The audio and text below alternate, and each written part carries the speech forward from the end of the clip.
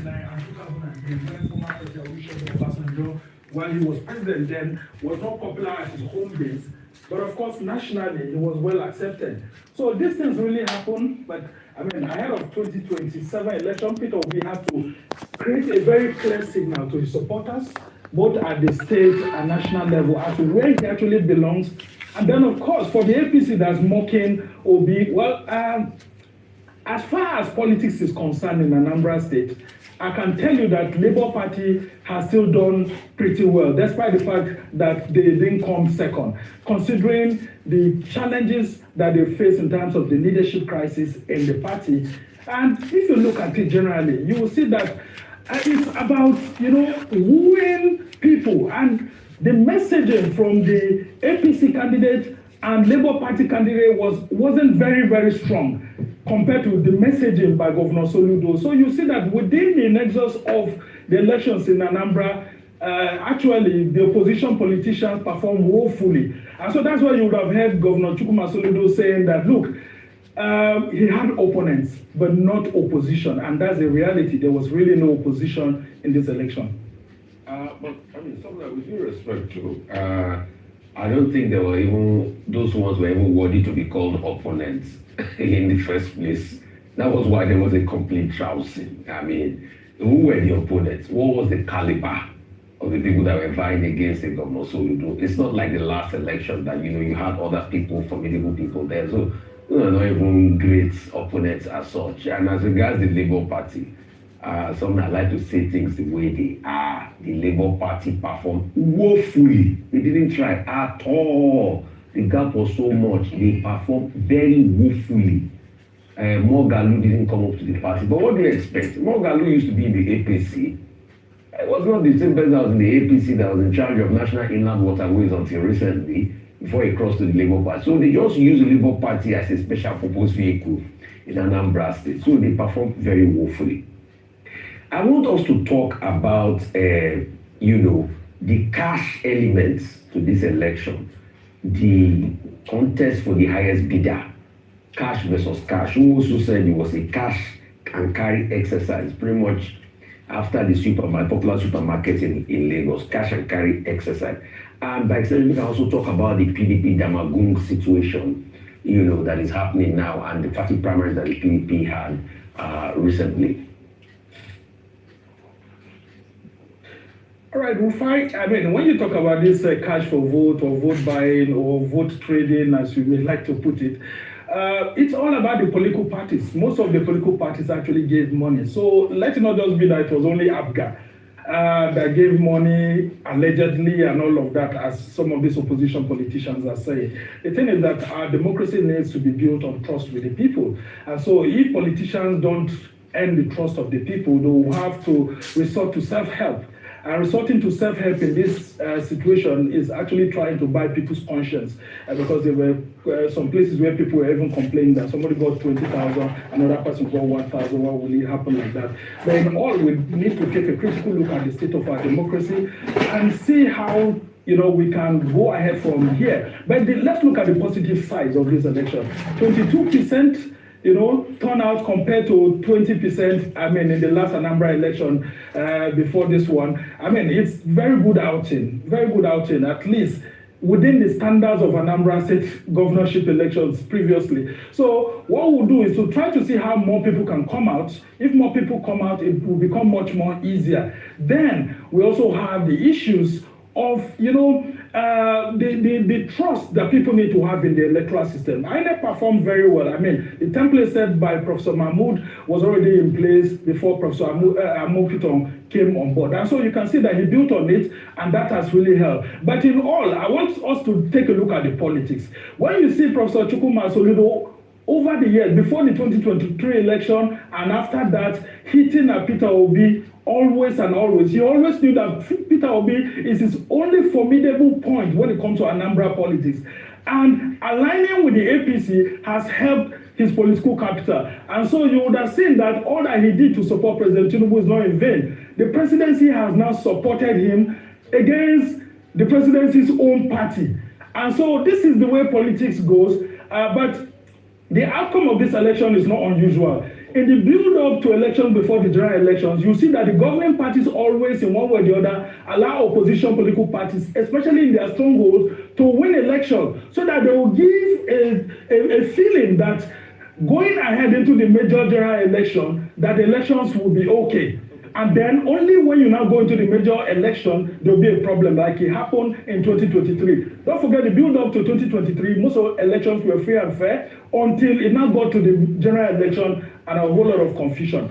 As for the issues of the PDP, yeah, I mean, it's a very difficult situation ahead for the party as it begins to face these issues of faction or no faction. But the reality on ground is that INEC, as we have learned even as at this morning, continues to recognize Umar Damagum as the national chairman of the PDP, and in the face of two judgments, two court orders that have come from a court of concurrent jurisdiction, INEC is at liberty to choose which one to or which one not to. But INEC has consistently said that there's a Supreme Court judgment that actually says that as long as it has to do with the internal affairs of political parties, INEC should not interfere. And that is the direction they seem to be going. So, as it stands, the PDP National Convention will go ahead on Saturday, irrespective of what's happening. Yes, the minority will always have their say, and it's good to actually know that PDP is not in a state of good health. That's why the likes of Wike and all of that are saying what they need to say. And they have the liberty to say that because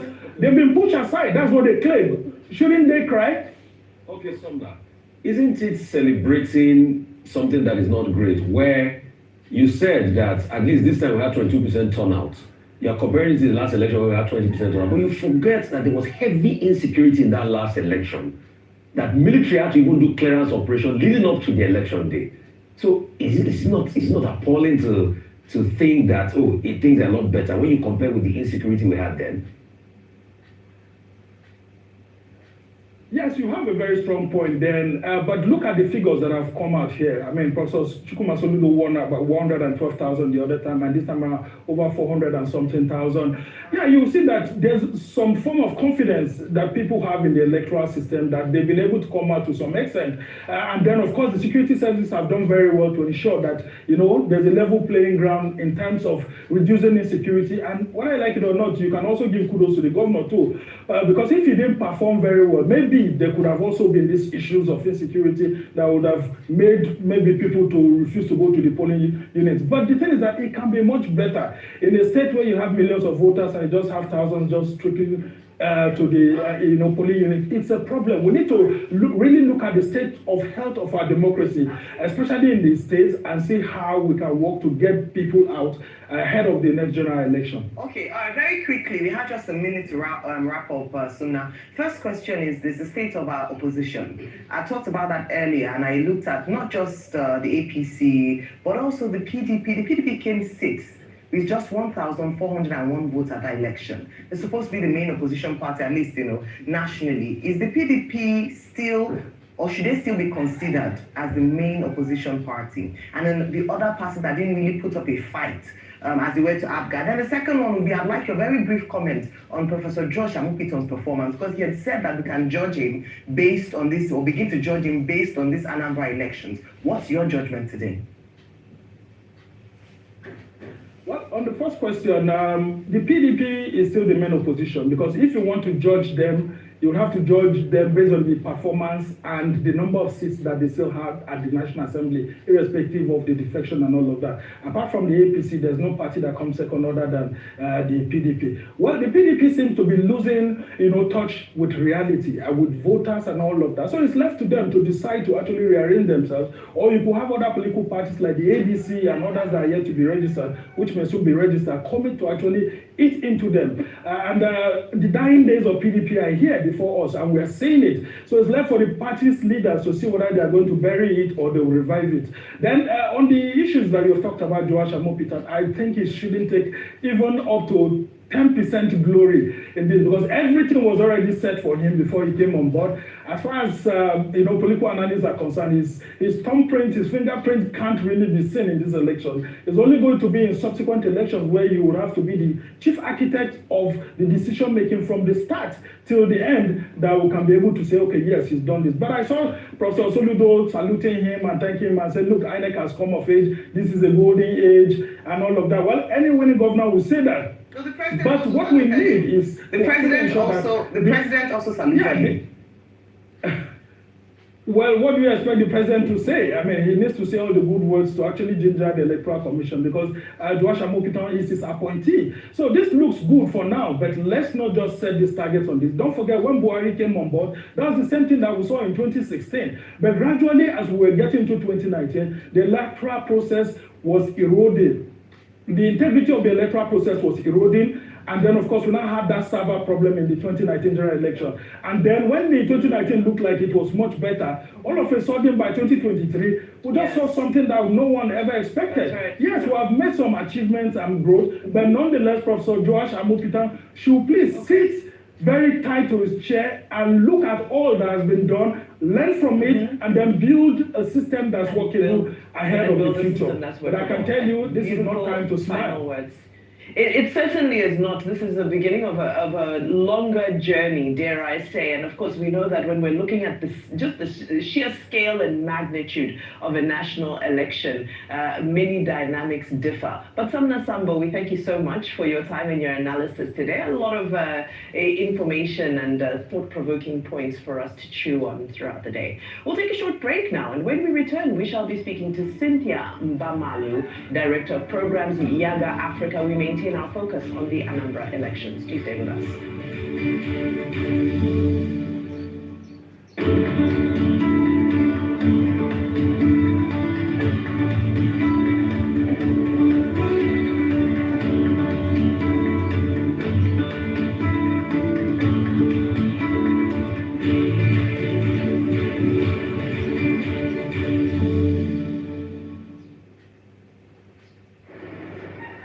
Emergencies happen when you least expect them to. It gets worse when you are cash strapped. No need to despair. First Advance has you covered. You can get that urgent cash right now on First Advance. With First Advance, salary earners can get up to 50% of their salary. No hassles, as long as you earn a monthly salary and your salary account has been active for at least 2 months. It doesn't matter if you're on a salary account with First Bank or any other bank. Just dial *894*11# or simply dial *894# on your mobile phone. What's more, when you open a First Bank salary account, you can enjoy 0 charges and free debit card issuance. Download the First mobile app on Play Store or App Store today. Log in to experience First Bank digital banking. Select loans, select First Advance, and follow the prompts to receive your loan. Don't let that urgent need get the best of you. Get First Advance now. It's as simple as dialing *894*11#. First Advance. Fast, convenient, secure. You first. First Bank. Lagos, are you ready? The countdown to Christmas begins at the first ever Ajoyo Pre-Christmas Fair happening Sunday, November 30th, 2025 at Balmoral Convention Center, Victoria Island. A Christmas fair for everyone. Kick off the festivities with Ajoyo's lineup of glad tidings. Enjoy soul-stirring performances from Loud Urban Choir as our hosts Bob Bum and Faso take us on a magical journey. Dazzling dance showcases, drama, comedy, and a magical Christmas tree lighting ceremony. Let your taste buds be the judge at our sizzling jollof cooking competition and family fair. Shop festive merch and discover surprise gifts beneath the Christmas tree. And when the lights go down, turn up for an unforgettable after party to set the tone for Dirty December. Ajoyo Christmas Fair, Sunday, November 30th. Let the countdown begin. To register, visit www.ajoyo.org. Ajoyo. Nigeria's biggest business platform returns, where commerce meets innovation. This November, get ready for the Nigeria International Trade Fair 2025. Join over over 10,000 visitors, connecting with 300 exhibitors from around the globe, all under one roof. Lock in the dates. Make sure you plan to attend from November 21st to November 30th, 2025. That's 10 full days of unbeatable deals, all at the iconic Trade Fair Complex, Lagos Badagry Expressway. Visit www.mitf.ng to register to attend, exhibit or volunteer, or simply call or WhatsApp 0815-256-0854 today. Admission is free.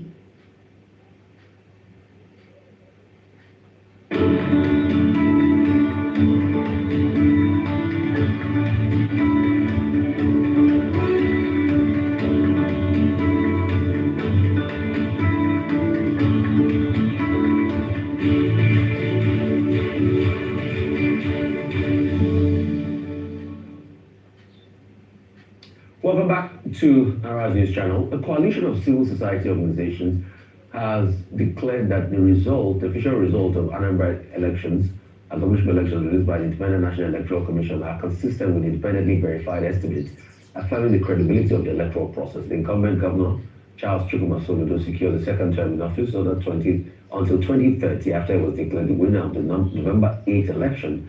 However, the coalition named the Anambra Election Observation Hub and comprising YAGA and the Kuka Center, International Press Center, IPC, and Center for Media Society, COMESO, Nigerian Women's Trust, Electa, TAF Africa, decried vote buying and voter apathy. Also, the coalition noted that while the polling units opening showed improvement, less than half of the polling units were operational at the official start time, indicating that INEC still needs to address the persistent logistical challenges. So joining us to discuss the conduct of the just concluded Anambra election is Cynthia Mbamalu, Director of Programs, YAGA Africa. Cynthia, great to have you on the program.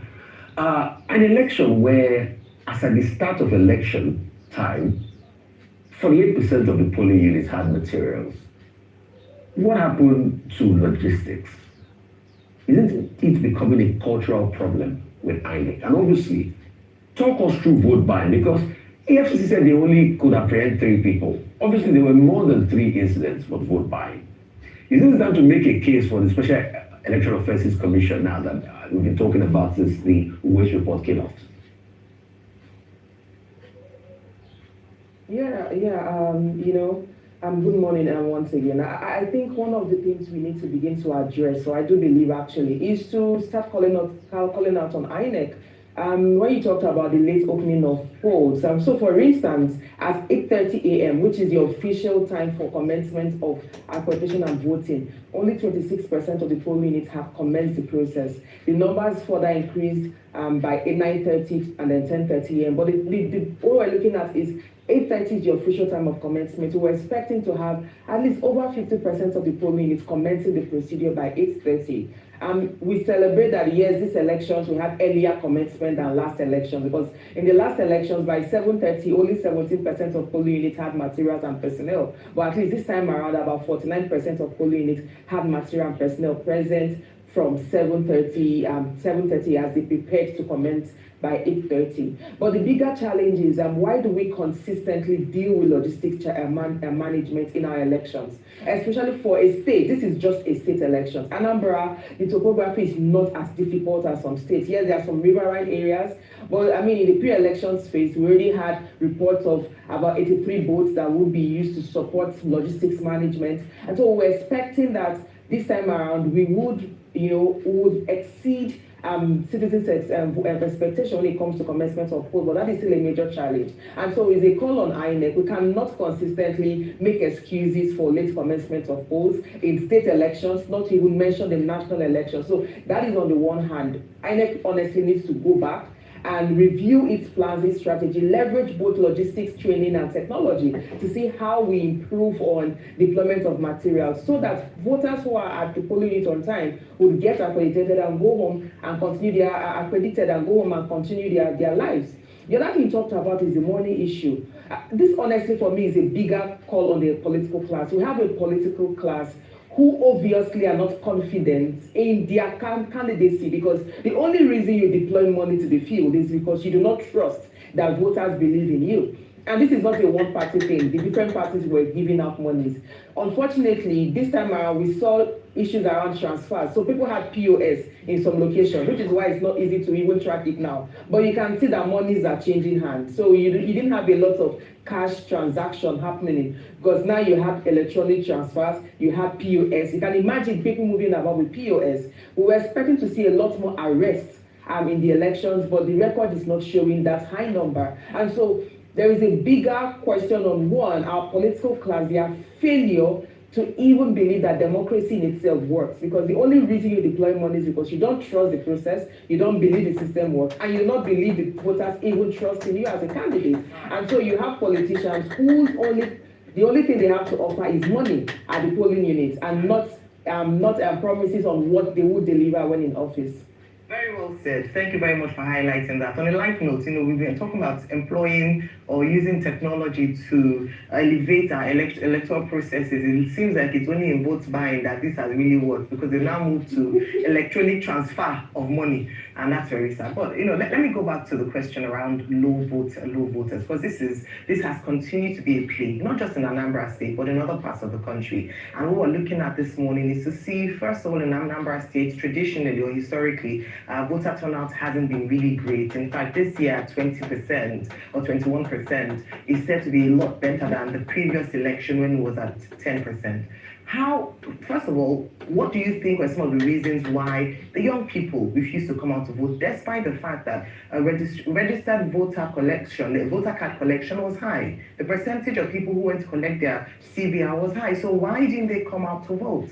And then what can INEC do for future elections to encourage voter participation?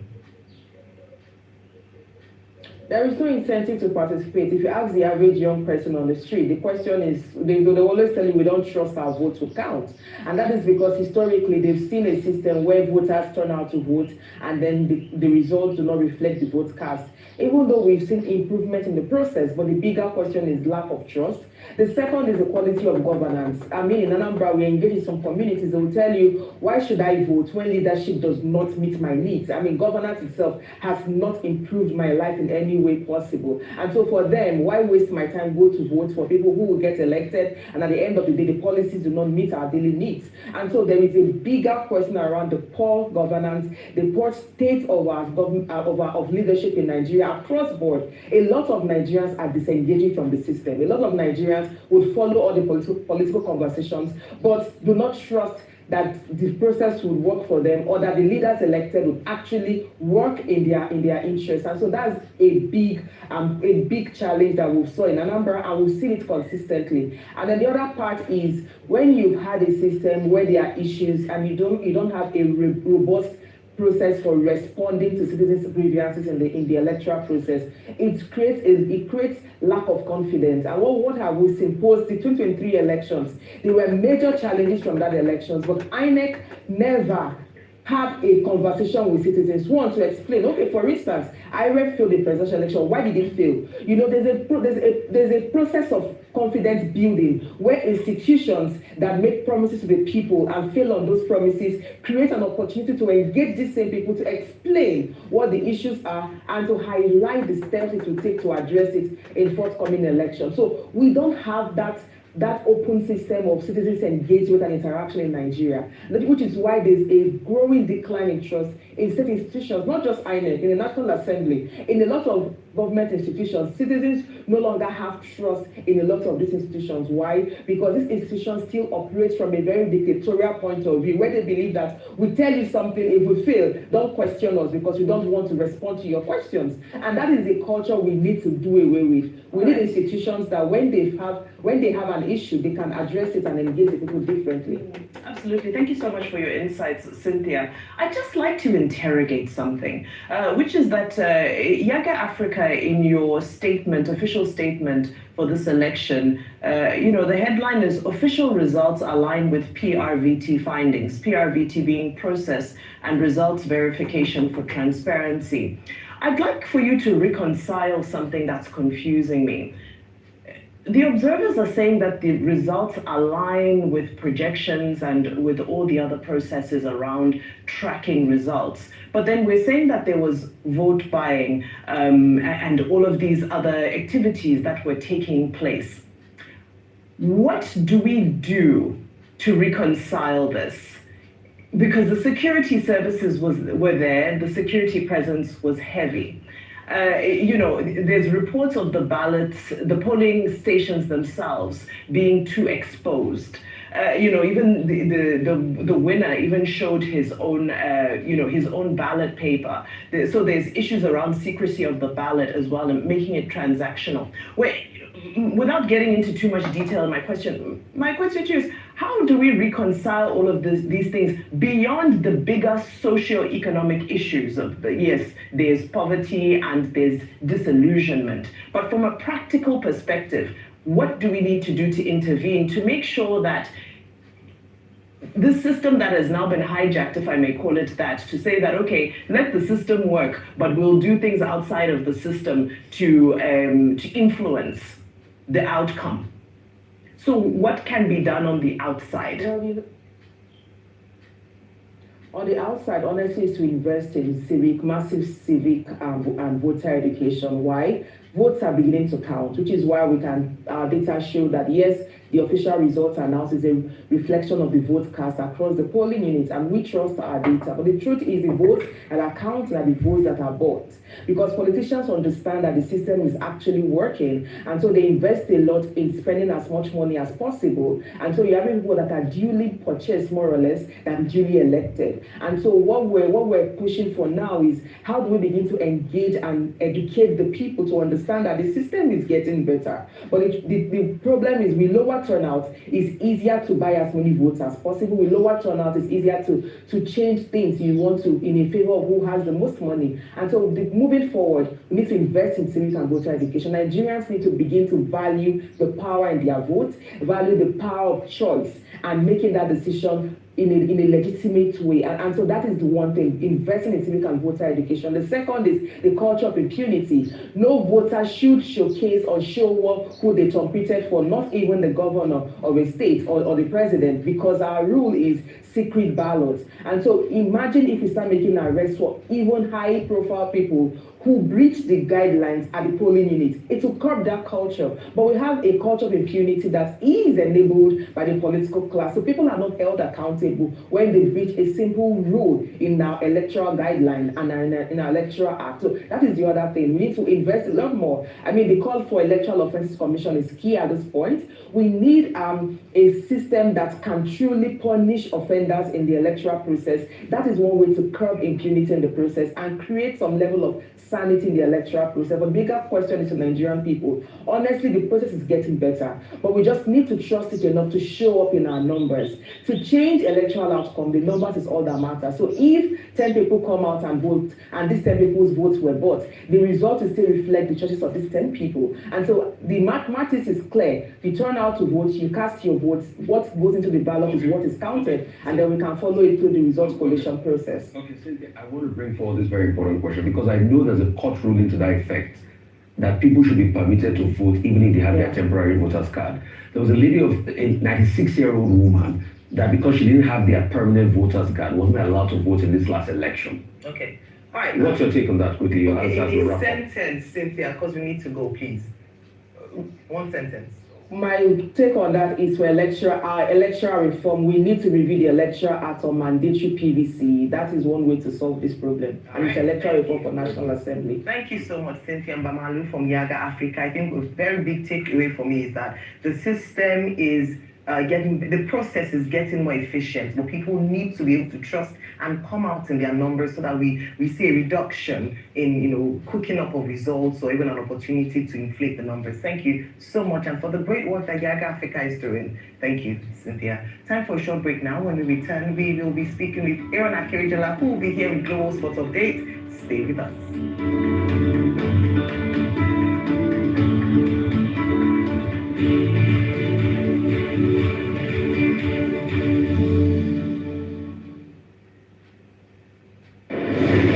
In this life, it's what you do behind that shows in front. Give us the fire. Tell us more. It's Cosmo or nothing. Cosmo or nothing. It's Cosmo. That's why I roll with Cosmo deodorant. No sweat, no stains, no odor. Cosmo Roll-On Whitening Deodorant. All day freshness, 7 days a week from GVS Cosmetics.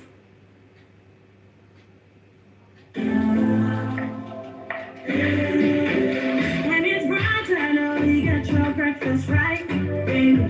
You need all the nutrients that will hold you tight, baby. Stay power, you find it all in peak, baby.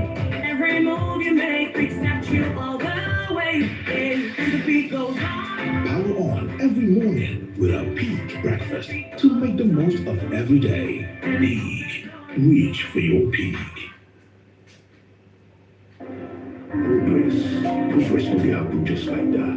It comes from support when you need that. Mommy, I got the school fees. It's so much. Now, money point. Money points, thank you. Customer, now transfer, Abi, confirm. Roll transfer. Now only point of that. Oh, not confirm. Progress na peace of mind when you know say payment will land. Assure Banka.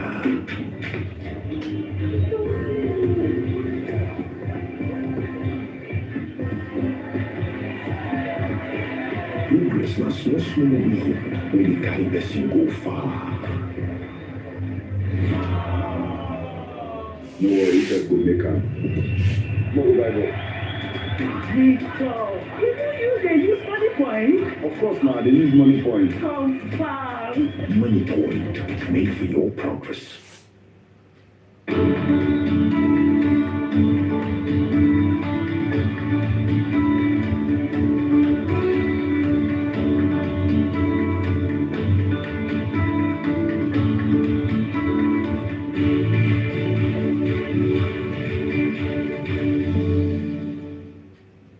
Welcome back to the Morning Show on the Rising channel. Aaron, over to you quickly.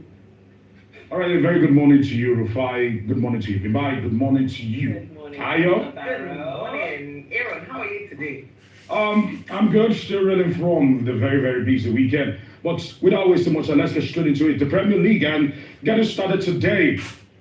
Like I said last week, half man, half amazing. Talk to me about the man. Erling Haaland, always delivering for Manchester City. This season has been fire for him. Literally the third force when it comes to football and goal scoring. 3-0 was how we actually ended. Manchester City completely decimated Liverpool. Liverpool did not know what hit them. Jeremy Doku, all right, running rings around Bradley. Bradley's head was spinning like a roller coaster, literally. Now, away from this, let's get into other results that actually came in. Okay, first of all, of course, that particular win has seen Manchester City rise to the table. Arsenal, beware. City is coming, and all the citizens are coming. So Arsenal, 26 points, no thanks to the draw that actually happened. We'll be talking about that in a moment. Manchester City have actually gone up to second. All right, talking about all the results that actually came up from the weekend. But before then, Jeremy Doku says Eden Hazard, no one has had that many take-ons, over 10 in a game, and the number of completed dribbles and the number of take-ons. Jeremy Doku is the man. Doku was the man yesterday. Okay, so kudos to that. We'll be talking about Guardiola in a moment. Now, let's talk about the fact that Arsenal had an opportunity to open their gap, but that did not happen on the day. All thanks to a rate smash and grab from Broby. All right, 1 point for these guys. Talking about Sunderland, they've been tireless this season, especially when they're playing at the Stadium of Light. And kudos to them once again being the spanner in the works against Arsenal. The Gunners have been untouchable up until now. So they were reality check, some say, and the season is still very open. A lot can happen. 11 games have been played. So many more to be played. Okay, moving away from that quickly, Manchester United were staring defeat in the eye before Matthias de Ligt with a late header, literally at the death, to actually snatch a crucial point for Ruben Amorim and the gang. So, as it stood, Manchester United right now, 5 games and they haven't lost. But Chelsea, finding their groove again. Neto, not forgetting Pedro and also Gusto, all getting on the score sheet for the Blues against Wolverhampton Wanderers. Wolverhampton Wanderers officially are one of the worst teams in Premier League. But that particular game between Manchester City and Liverpool was the 1,000th Pep Guardiola game. And when you look at it, 716 wins in 1,000 games.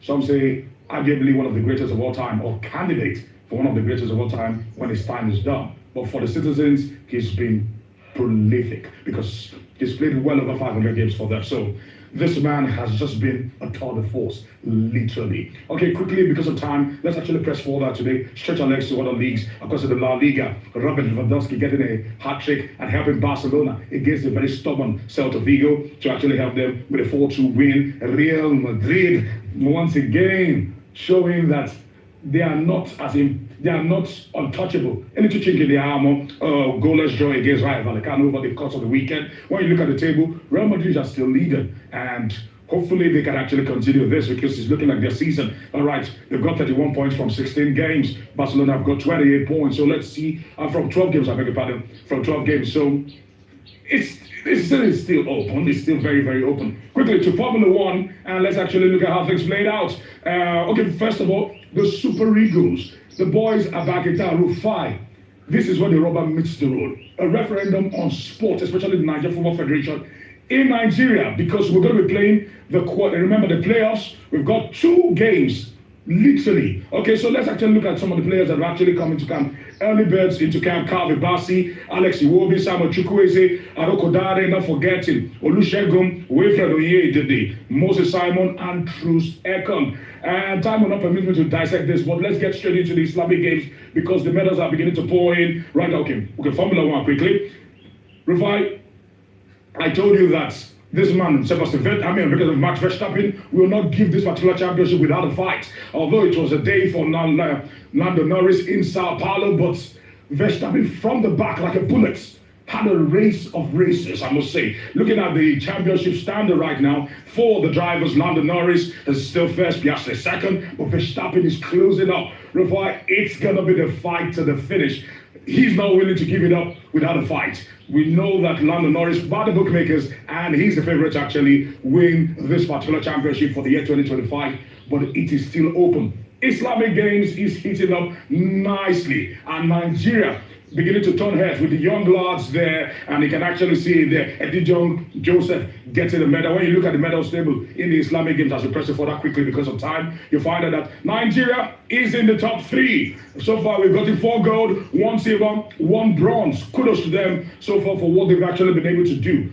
And you know, and I know this, when it comes to weightlifting wrestling, we are beginning to rise in the ranks.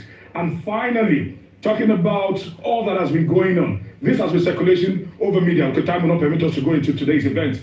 There have been talks that, or a banner was actually put out that has been making the rounds on social media about Christians being killed, and some Romanian players decided to do this, defend Nigerian Christians. They say this was during one of the World Cup qualifiers. As we try to wrap it up, one man has insisted that the solution to Nigeria's political problem, Sheodiko, he says it is sport. Let's get to hear from him briefly. It's just about advancing the quality of what sports can do, bringing people together, bringing cultures together, and providing a platform for more solidarity and more understanding between people of different cultures.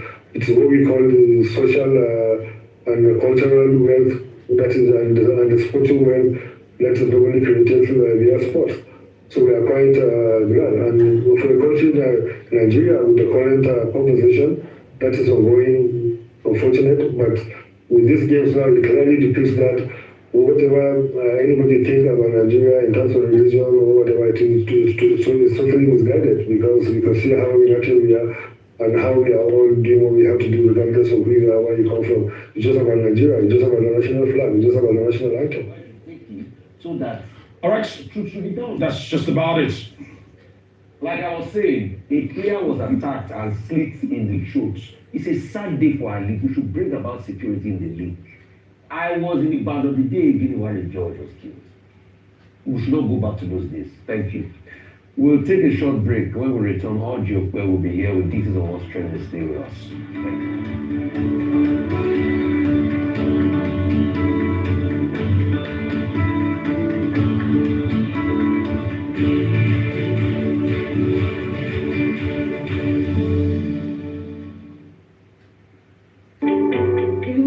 part of the world, girl child are not recognized in the family. I hope all this problem holding down a girl child is not hold me down.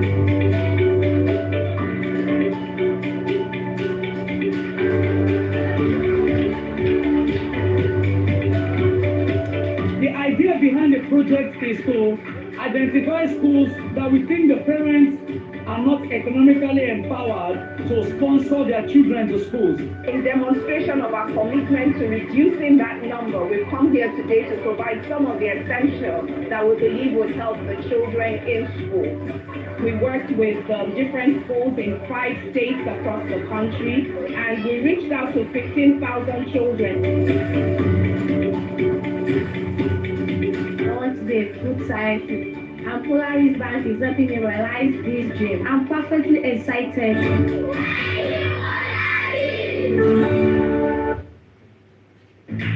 Hello, Nigerians. Your dream of owning a home is closer than ever. The federal government, through the Ministry of Finance Incorporated, has launched the Ministry of Finance Incorporated Real Estate Investment Fund, AMRIF, designed to make home ownership a reality for everyday Nigerians. With AMRIF, you can secure a mortgage at a fixed rate of 9.75% per annum, repayable over up to 20 years. Even better, you only need to contribute 10% of the property value as your deposit. That means the house you've always wanted could be yours sooner than you think. This opportunity is open to all Nigerians at home and abroad, and to developers building quality housing. Don't wait. Visit www.mreif.com.ng today to sign up or walk into any of the participating banks. AMRIF, your path to home ownership. This fund is managed by ARM Investment Managers.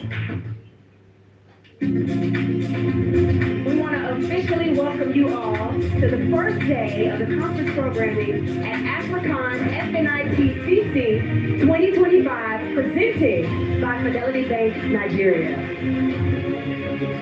I see Indigenous Ethiopia as a mutual destiny. Today we are not just discussing policy, but forging partnership. Fidelity Bank Nigeria has risen to be the #1 bank in non-oil export agric.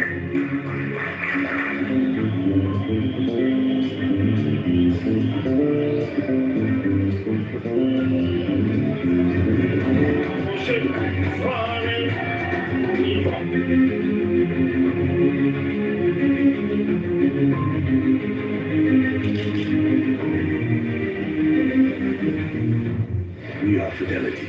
We keep our word.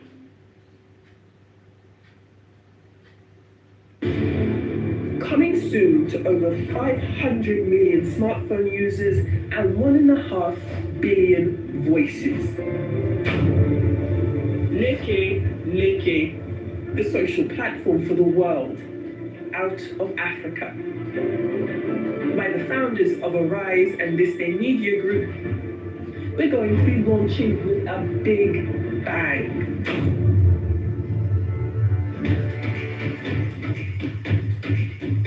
A new homegrown social platform born in Africa and built for the world, blending community, culture, and cutting-edge AI. It's fast, culturally rooted, data-friendly, and designed to scale globally. A digital platform for youth, creators, and business. A one-stop shop to connect, share, create, and earn. It's time to end social media imperialism. This is Leke, a voice for all.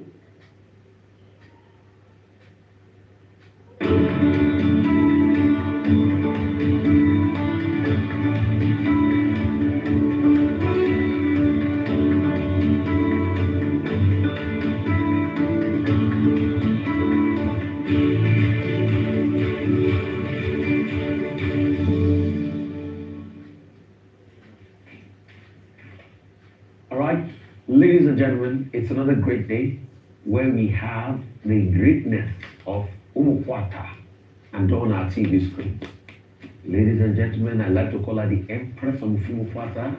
You call her Ojineka Pepedem, whatever you call her, Orji is here in proud green today. Nigerian Green. Nigerian green. I don't understand that introduction. What was that about? Good morning, Rufy on fire. How was your weekend? How are you this morning? You took your time with this introduction. What did I do? What did I do to deserve it? Good morning. How are you? Good morning. We have fun this weekend. Good morning, you guys. Celebrating Dr. Abati. It was just a regal one today. A lady like How are you this morning? Great, thank you. All right. Hope you all had a great weekend. Well, good morning to you, viewers. Let's begin what's trending. Focusing on the landslide re-election of Professor Charles Chukwuma Soludo as governor of Anambra State. President Bola Ahmed Tinubu on Sunday congratulated Soludo, describing the victory as a testament to visionary leadership and significant progress under his administration. The Independent National Electoral Commission declared Soludo winner with 422,664 votes, defeating his closest rival, Nicholas Ukachukwu of the All Progressives Congress, who secured 99,445 votes. Soludo described his landslide victory as an emphatic statement, saying Anambra spoke loudly during the election.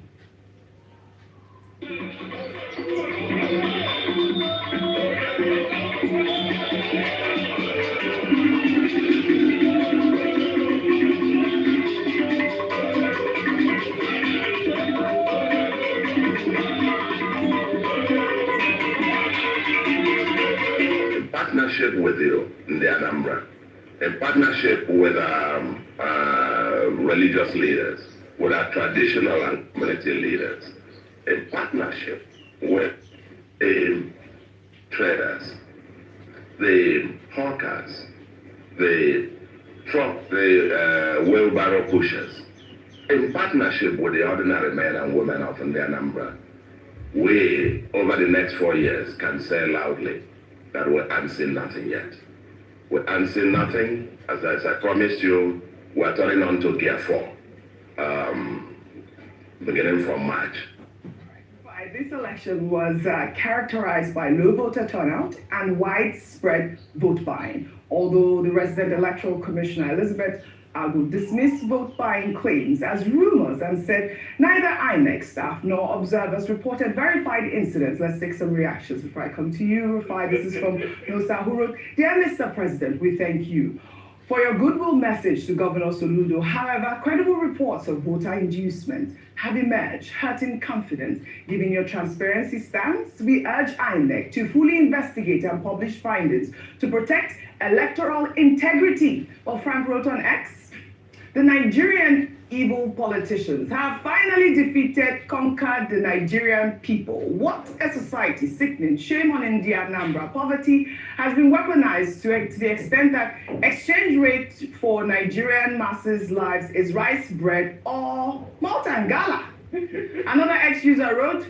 congrats on the win, Governor Soludo, but now the real work begins. Dancing on stage is easy. Protecting your people from insecurity, addressing corruption, and delivering on promises like bringing the Taiwan to Anambra is what matters. Nigerians aren't here for celebrations. They need results. We're watching to see if your victory translates into meaningful action or just more political theater. And earlier I was discussing with our producer Ikenna Kingsley that it's quite difficult to produce this show because you literally have to go through the tweets and try to balance the reports. I'm sure you've experienced that. And it was just a resounding conversation online about the vote buying process that occurred at the Anambra election over the weekend. On Sunday I hosted the morning show. We had our correspondent on ground who actually reported incidents of vote buying, even though the INEC rec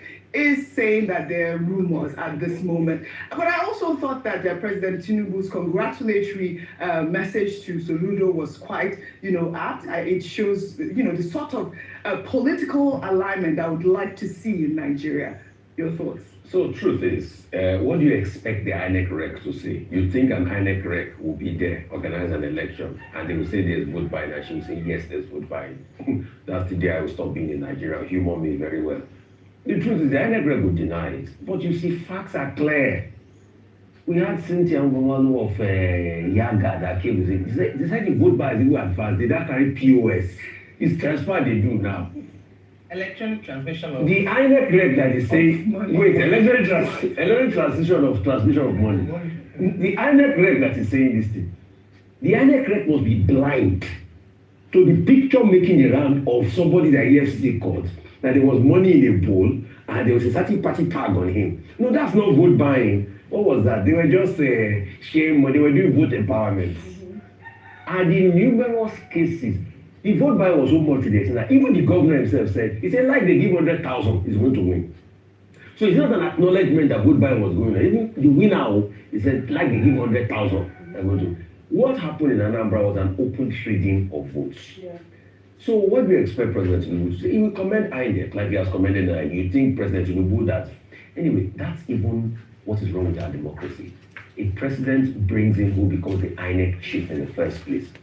A president appointed an INEC chief, he goes on his first duty. You think the president will condemn him and say he didn't do well? But you can see the empirical results now that close to 50% of the polling station didn't have materials as when the election started. Low voter was low, turnout was low. Yes, I think, okay, maybe the only good spot was there was no massive insecurity and all of that. We can commend them for that. There was a killing, the councillor was shot. There was a killing, the councillor. Yeah, so you can see you even punctuated my report. Yes. People even die in an election. That should never happen. In the first place. So that's the kind of country we live in. But and may God save Nigeria. That's just in fairness, APGA was positioned to win. I mean, it always means the Anambra elections, but this was seriously a landslide victory for Professor Charles Chukwuma Soludo. So we'll watch to see how he governs the state in the next 4 years. Congratulations to him. We hope he turns Anambra into the Taiwan. Is it Taiwan or Dubai? Yes, and he's always Dubai, not Taiwan. I thought it was Taiwan. Oh, okay. So we hope that he turns. My Anambra producer is saying it's Dubai. We want Dubai at this point. Really, congratulations. Well, that's what he's promised. Congratulations, Professor Charles Chukwuma Soludo. In another development, the General Overseer of the Redeemed Christian Church of God, Pastor Enoch Adeboye, has urged President Bola Ahmed Tinubu to move swiftly to diplomatically persuade U.S. President Donald Trump to delay any action against Nigeria for at least 100 days. Speaking at the November Holy Ghost service at the Redemption City in Ogun State over the weekend, Adeboye warned that the situation requires wisdom and speed rather than confrontation. The pastor advised President Tinubu to find a way to convince Trump to delay actions, then return home and give security chiefs a 90-day ultimatum to eliminate terrorists or resign. Adeboye warned that no foreign power, not China nor Russia, would intervene to defend Nigeria if military conflict erupted, calling for immediate exposure of terrorism sponsors and stronger accountability within security forces. Now, Ayo, this Pastor Adeboye's counsel reflects the gravity of Nigeria's predicament at the moment, caught between Trump's threats and our own persistent insecurity crisis. Meanwhile, U.S. President Donald Trump over the weekend announced that America will boycott the G20 summit scheduled to hold in Johannesburg, South Africa later this month, citing claims of white persecution in the country. Trump described it as a total disgrace that South Africa is hosting the meeting of leaders from the world's largest economies, alleging that Afrikaners are being killed and their farms illegally confiscated. The claims of white genocide in South Africa have been dismissed by political parties in the country, including those representing Afrikaners and other white communities. A South African court in February ruled the allegations as clearly imagined, while the government described them as widely discredited and unsupported by reliable evidence. South Africa's foreign ministry expressed regret over the White House decision, stating that Trump is orchestrating an imagined crisis using the painful history of South Africa's colonial past. insisting that crime affects all South Africans, regardless of race. Well, Trump's genocide claims of white South Africans and the government's denial mirrors this claims, or his claims of Christian genocide in Nigeria that Nigerian authorities have disputed, pointing instead to complex ethno-religious conflicts affecting both Christians and Muslims. I'd like your thoughts before I go to this story, Ayo, and also would like your thoughts as well on this particular story. But I don't want our viewers to lose the conversation with Pastor Adeboye advising President Tinubu to, have Trump to hold off, and so that, he can talk with the military chief, and also the fact that, the U.S. president at this moment has boycotted that U.S. the SA summit, G20 summit. Even challenging South Africa being a member of the G20. But let me put that so that we don't lose, like you said. I think it's important because there are a number of voices now speaking,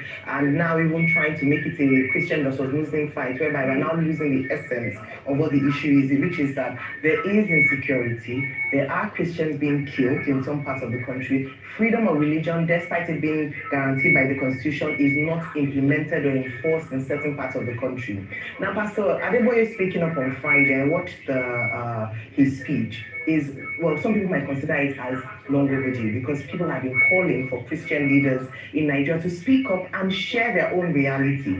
I say this because many of these churches have their branches, or by nature of their influence, understand what's going on in these parts. They have reports from some of their pastors who have been killed and members who have been attacked, or churches that have been burnt. So they understand the real issues that are going on. But I think his statement then put to rest why people had been asking, because he said that in the background he had been engaging with not just this current president, but previous presidents in trying to find a way to solve the problem of Christians being killed and generally the insecurity in the nation. Adding to his voice, we have the PFM president, Bishop Wale Oke, who stated emphatically that there is genocide against Christians. He has spoken concerning his constituents. Pastor Paul Enenche has been very consistent in calling out for this. We have pastors, of course. Bishop David Oyedepo is very vocal as well about it. So what I'm saying is that the people who are affected, the main stakeholders, have come out to now say that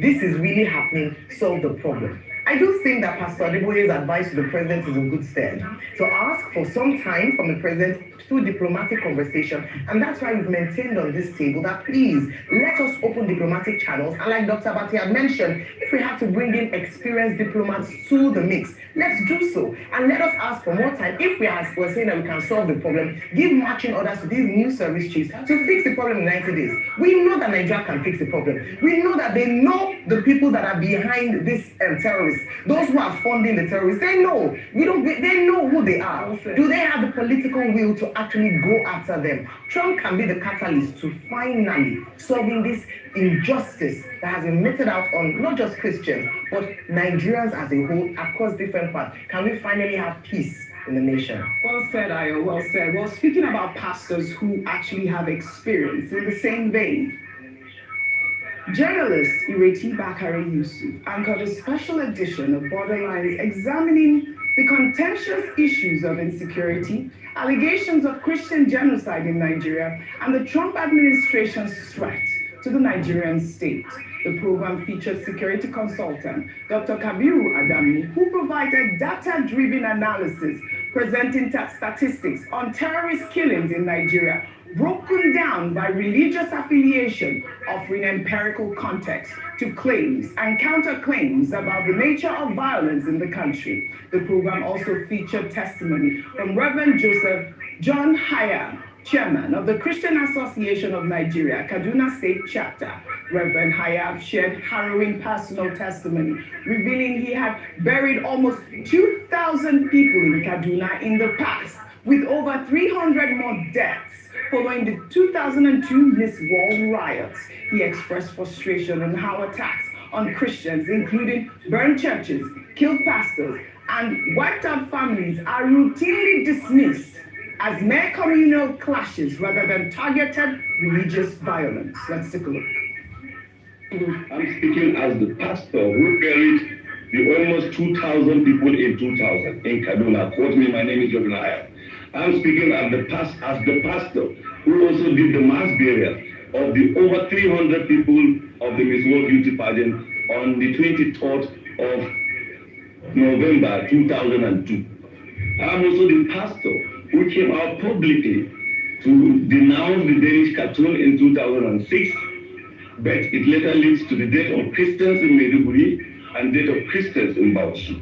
So I have been around and I think I know this story. Listening, we are coiling it into the politics of America as if we are not in Nigeria. Sincerely speaking, there have been killings of Christians in northern Nigeria before even the advent of Boko Haram. I was in Kano. I just left Kano with 1 week, and the killing of the visit of Oyabonke happened. People were caught. You know, it's a different thing that you are shot to death. It's something else that you are caught to pieces, caught by the neck, caught hard to death. I saw this corpse. I had to run back. My pastor asked me, why did you come back? I said, I just left Kaduna 1 week, and then I heard what happened to my people in places in Kano. I just came back. I was the pastor who first came out to condemn the Danish cartoon because I knew what was going to follow. But despite that effort, Christians were killed in Maiduguri. In Maiduguri in 2009, when Boko Haram started, they were never attacking Muslims. They actually went for the church because the Bible said we are infidel. Vimbai, this was quite explosive, but let's take a look at the summary of attacks on places of worship as presented by Dr. Kabiru Adamu over the period of 2021 to 2025.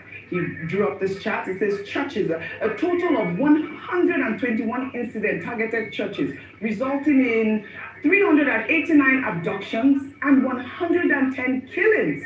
The years 2021, 23 incidents occurred. 137 people were abducted. In 2022, 33 incidents occurred. 74 people abducted and 47 people killed. I mean, this appeared to be, the peak years of this specific type of attack. Now, for mosques, Vimbai, are you watching? Over the same period, a total of 75 incidents targeted mosques, resulting in about 263 abductions and then 142 killings. Notably, mosques attacks recorded more fatalities. It showed a total of 142 versus 110, despite having fewer incidents and fewer abductions. Also 263 versus 389 overall. I mean, the year 2025, he says, saw the highest number of killings in mosques, a rise to 51 from 10 incidents. So the insecurity is speaking, as you see in that graph. Well, this critical conversation highlights the complexity of Nigeria's security challenges, where legitimate concerns about religious violence intersect with geopolitical narratives and domestic politics. Reverend Hayab's testimony of burying thousands cannot be dismissed.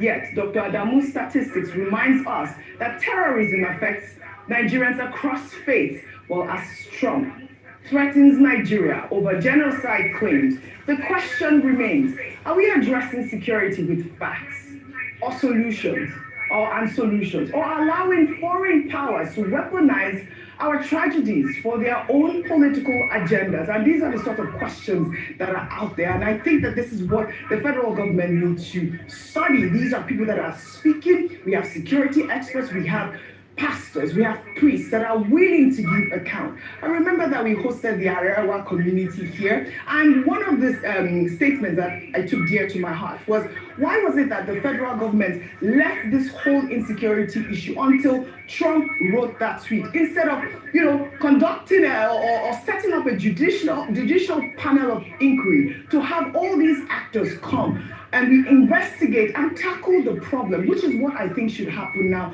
as Pastor Adeboye has also suggested. Your thoughts? There's so many things that come to mind with this, OG. I think number one is data. Data, and data. I have to continue to emphasize that, because we see independent people coming with, with various elements of their data, with their own research, which is important. However, this is where we now see the vacuum that has been created by the fact that we're missing data. We're missing official, verified data. Now, again, I think I want to echo what my colleagues have already said. Ayo and Rufai have already said, let's be careful about breaking this down into, Christian and Muslim and so so forth. And let's come together now and focus on the issue at hand. The issue at hand for me, OG, I think is the insecurity, number one, and number two, it being weaponized by foreign powers. Now, I love that you brought South Africa, because let's bring that into context. Over the past 24 hours, the group that went to report white genocide, that's AfriForum, that went to report that to Donald Trump, have actually backpedaled. And they've come back and said that, oh no, they never said there was a genocide and they're sorry. Now, this is an important thing to note, because in the South African context, there isn't this data that we're seeing concerning Nigeria, it doesn't exist in South Africa, because the genocide genuinely doesn't exist. There's no evidence of it whatsoever. However, we already see what a false allegation has done. G20, you don't have the United States coming. In terms of tariffs, economic warfare, it's gotten worse with the United States. So the relations between the two countries have become so frosty, and it's impacting the average South African now, because jobs are being lost, because American investment and American business that used to engage in that country is no longer engaging. So why do I say this? I say this because it still brings us back home, that even if we are to seek alliances and assistance, the root foundational issues are here at home, and only we can address them. They can come, they can advise, they can do all of those things, but ultimately the core issues here are that there is insecurity, but also that there's a lot of national healing that needs to happen between various groups and various ethnicities, whether it be by religious divide or whether it be by ethnic divide. There is national healing that needs to happen, so that this mutual animosity that exists between groups can start to be tempered down. Well said, Bimbai. Thank you for your submission. And while you were speaking, before I shared this story, which I already have as well, about the villages that were attacked even over the weekend. Last week as well, there were villages attacked in Benue State.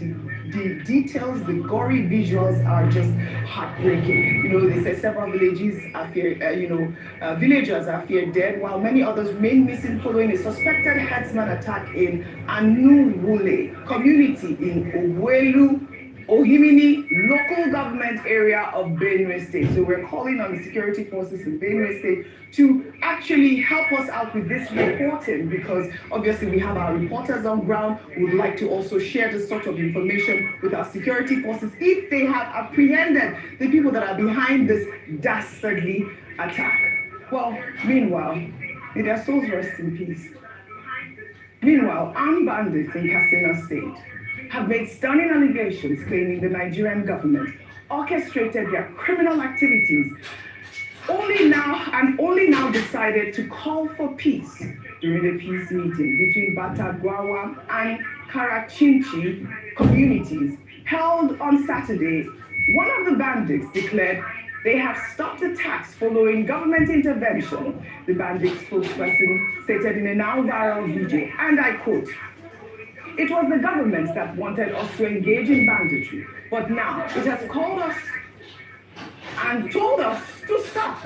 He alleged that despite 2 months of attempts to initiate peace talks, authorities only located them when they genuinely decided to engage. The armed group insisted that peaceful coexistence depends entirely on Nigerian leaders, stating, "If you want to cry, don't cry with us, the terrorists, but cry with your government, for they are the ones who made us do what we have been doing." I mean, this is really, really alarming, Rufai. The allegations raise serious questions about the relationship between criminal networks and state actors, echoing long-standing suspicions about complicity in Nigeria's worsening insecurity. Rufai, your thoughts, and also I'd like your thoughts on the two stories as well, just to put them all together before we take this. Very quickly.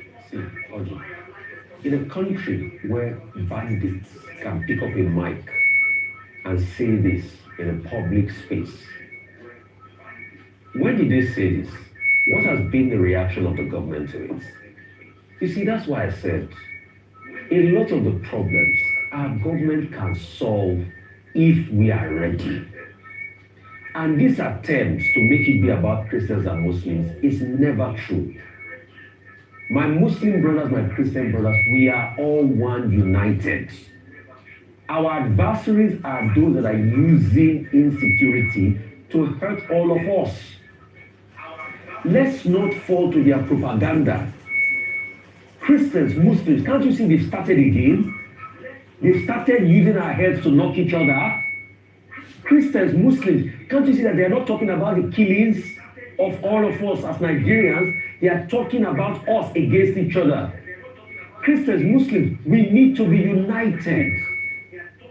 Just like we all prayed together and we stood united during EndSARS. We serve one God, the living God. Do not allow these actors to pit Christians against Muslims. Our adversary is the insecurity. I'm happy that Reverend Ayab is speaking up against this.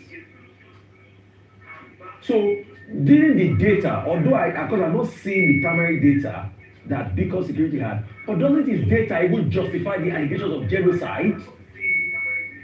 Genocide, when you go back to Lekki's definition of genocide, it talks about intent to clear out, the cultural antecedents, physical assault and brutality. Over 100 churches. Doesn't it talk about it? And so when government was saying 81% reduction, but Beacon Security is saying there's been an increase. World Terrorism Index is saying Nigeria is now number 6 from the position of number 8 it was in 2023. Isn't it time for us to look inward? So government, this is at your doorstep. Terror bandits are now saying that you are the ones using them. And we've also seen allegations against government officials. We've also seen government officials do photo op with bandits. We've also had government officials being mentioned. Government, if you love this country, release the list of the terrorist financiers that was released in Dubai. And let justice and the killing end. Well, if I come to you. Meanwhile, U.S. Congressman Riley Moore of West Virginia, who has been one of the leading voices in the American government's allegations of a Christian genocide, appeared on Fox News telling the public not to test President Trump's resolve on the issue. Moore stated that Trump is very serious about the issue and that Nigeria should instead use this moment as an opportunity to build a stronger relationship with the United States. Let's take a look.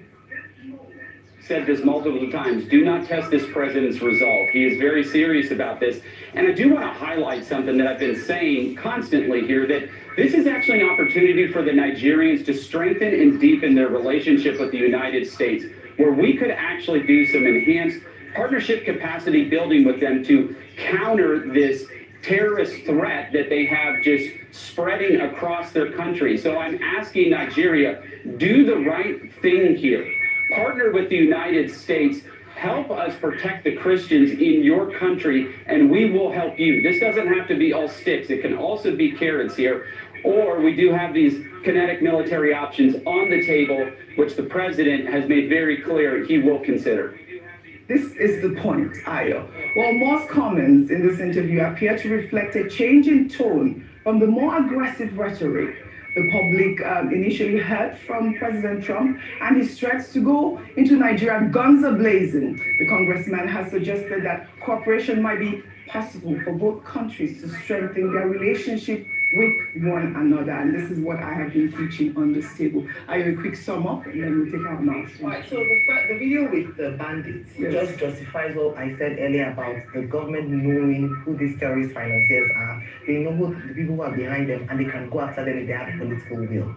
Now this is where the US comes. Yes, we can argue about whether or not the US has Nigeria's best interest at heart, but that tweet or that ex-post by Donald Trump has changed the trajectory of things for Nigeria. We're at least now talking about insecurity. It's now on the front burner more than it's ever been, at least in recent times. And so for that reason alone, I am happy for that ex-post. Now going back to the advice by Pastor Deboye saying that let's diplomatically have conversations with the United States and show with evidence that we can handle this issue. But can we have partnership in terms of support? The best way that America can help Nigerian Christians or Nigeria as a whole to tackle insecurity is to work with the government, because whether or not America cannot situate its boots on ground forever, they will have to go back. So can they empower or work in synergy? So from intelligence, what they're saying is that let us be aware of the dates you're coming, if you're coming, when you're coming at all.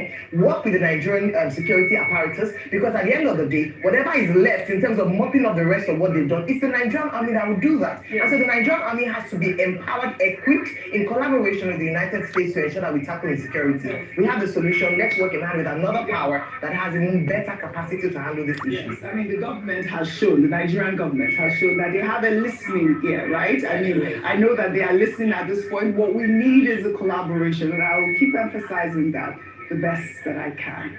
Nigeria will survive.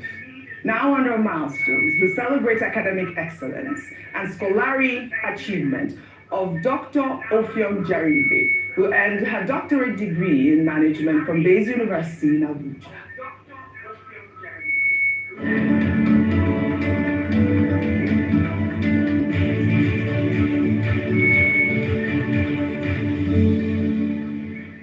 Dr. Jaribe is the wife of Cross River North Senator and chairman of Senate Committee on Petroleum Resources, Jaribe Agom Jaribe. She successfully defended her groundbreaking thesis on work-life balance in public enterprise, a subject that addresses one of the most pressing challenges facing professionals today. The doctorate represents not just an academic milestone, but a journey marked by resilience, purpose, and passion. Dr. Jaribe's research explores how professionals can thrive in their careers while maintaining fulfillment in their personal lives and balancing act she herself has mastered as a mother of 4 children while pursuing doctoral studies. The celebration of this remarkable achievement brought together distinguished guests, including Senator Orji Uzor Kalu, wives of current and former senators, and members of the House of Representatives who gathered to honor scholarship, balance, and brilliance.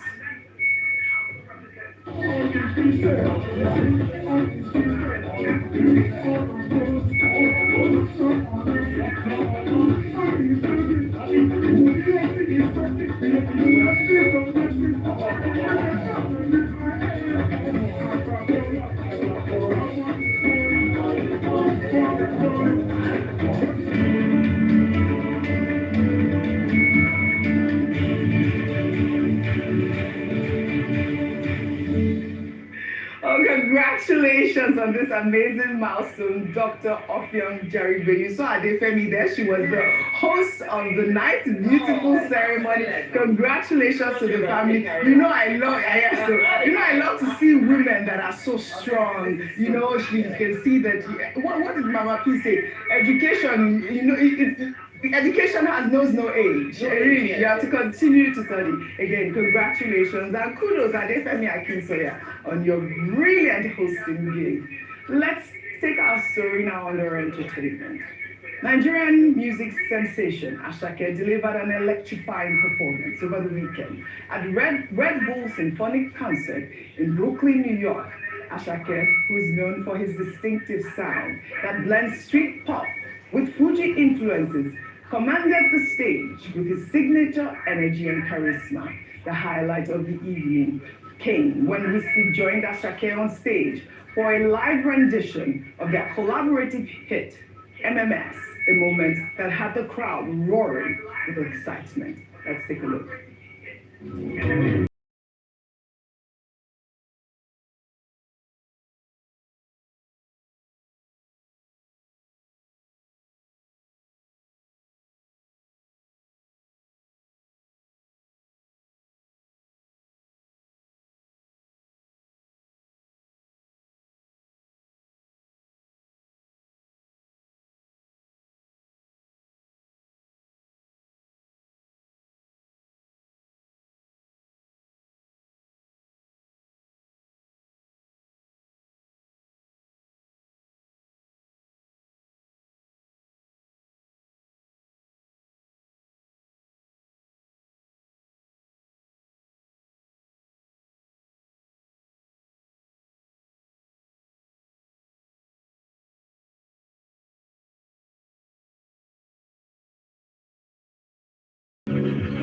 Oh, congratulations. I mean, this is so beautiful to see. I mean, these videos were trending all over social media. Asake had all of his powerful music. And you know he's one of my favorites. I was going to take one of his stories last week where he performed at the NPR, I believe. Huge, huge, huge, huge. Congratulations, Asake. Well, moments like these reminds us why Nigerian music continues to captivate audiences worldwide. Ashake and Whiskey's performance at Red Bull Symphonic was more than just entertainment. It was a celebration of the creativity, talent, and cultural richness that defines contemporary African music. Nigeria to the world.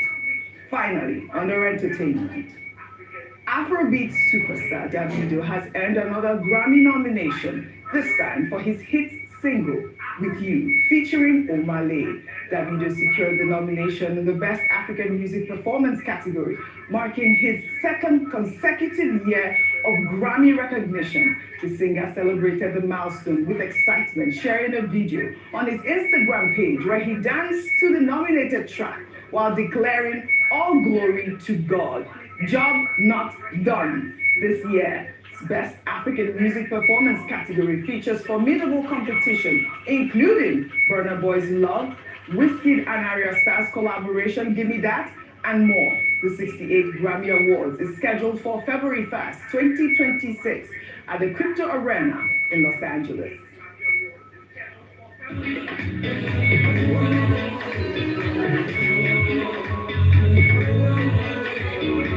Sweet and bad yellow, I know people get you. If I speak English, you won't. No, I don't want to punish you. I want to punish you. If you see my baby, you go shut up. I'm about to find a baby like I'm finish your money.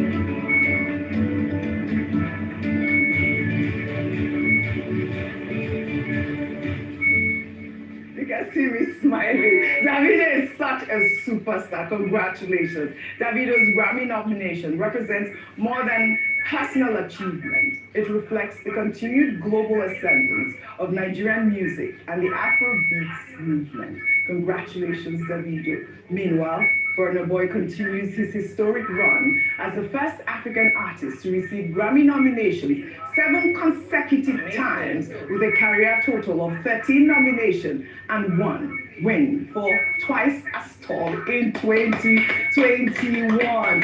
What does this signify? I mean, for you, Nigeria has a huge potential to really make global difference. I mean, it's beyond potential now. This is a realization of several years.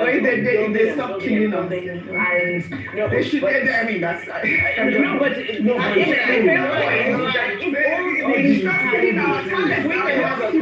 all of those people, some of them in the graves, they might be Davido's or Burna Boy's. So if we can just have a conducive environment, how much further can we go? If this is what people are achieving in their own corners, in their own silos, and so forth, I think it's fantastic. I know you kept saying we've got to go, but very quickly, earlier we've spoken a little bit about the Day to December task force, and I think we're all sort of on different sides of it. But I think for me personally, I just feel that the creative sector has done phenomenally without government interference. Absolutely. So let government just create a conducive environment so that we can get to December to our heart's content. The best way we know how excited private sector creative December. Congratulations, Burna Boy, Davido, Ashake.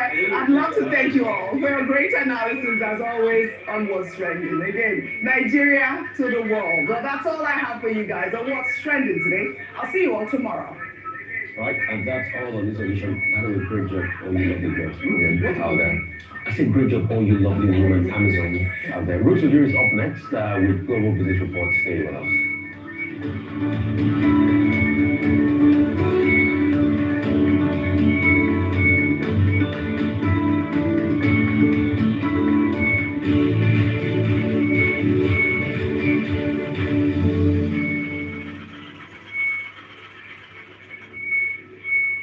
Imagine your wallet can be everything. Well, almost everything your bank is to you. That's exactly what First Money Wallet is.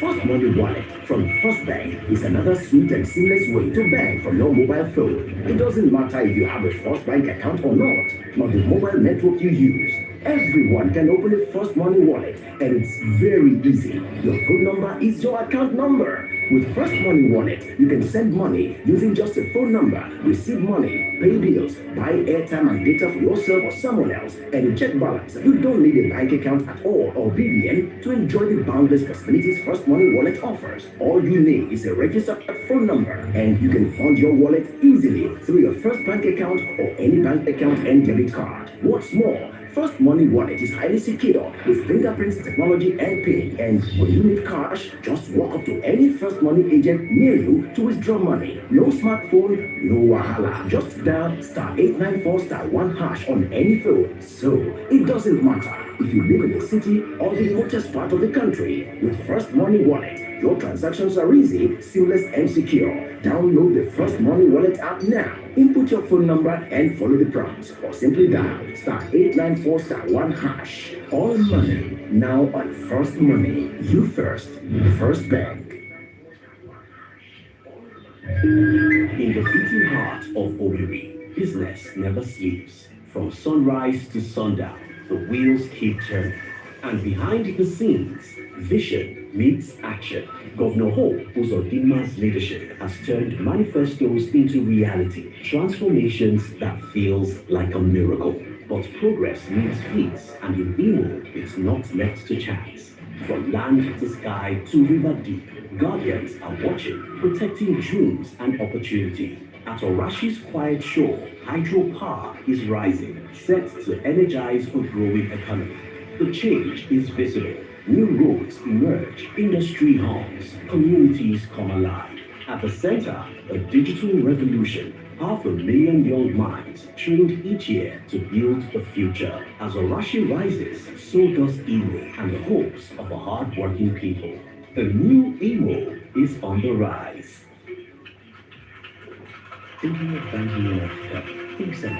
In today's fast-moving, fast-changing world, you need a financial partner that understands your unique expectations. A bank with presence in major financial centers across the world, with the enabling platform to facilitate seamlessly whenever, wherever, whichever. A bank with best-in-class financial solutions from a superb combination of technology and human touch. For easy, fast, and secure banking that creates real value. Turning dreams into reality is now in your hands. People, technology, service, Zenith Bank, in your best interest. Coming soon to over 500 million smartphone users and 1.5 billion voices. Nikki, the social platform for the world, out of Africa. By the founders of Arise and This Day Media Group, we're going to be launching with a big bang.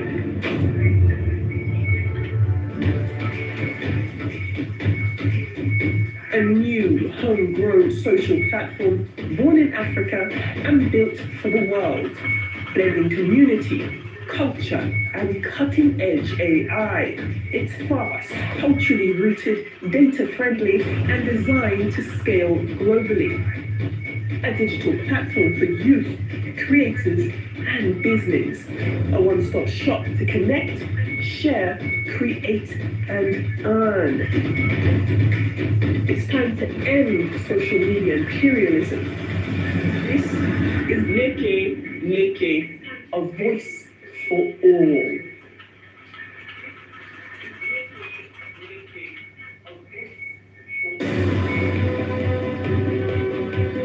You're watching Arise, the world's standout news channel. Arise News, awards, and beyond.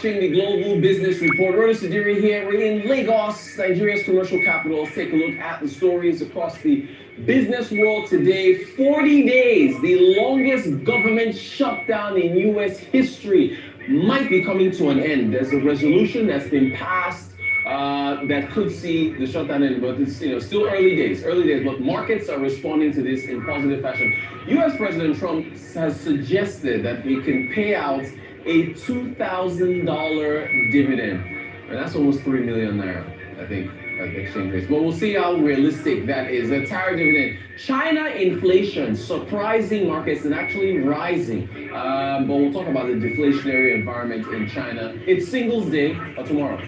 And then in Nigeria, in addition to the Ministry of Finance Incorporated listing its real estate fund on the Nigerian Stock Exchange tomorrow, that's real estate. Tourism. We could have a presidential task force on Dirty December. Who's getting ready for Dirty December? Global Business Report. Do stay tuned.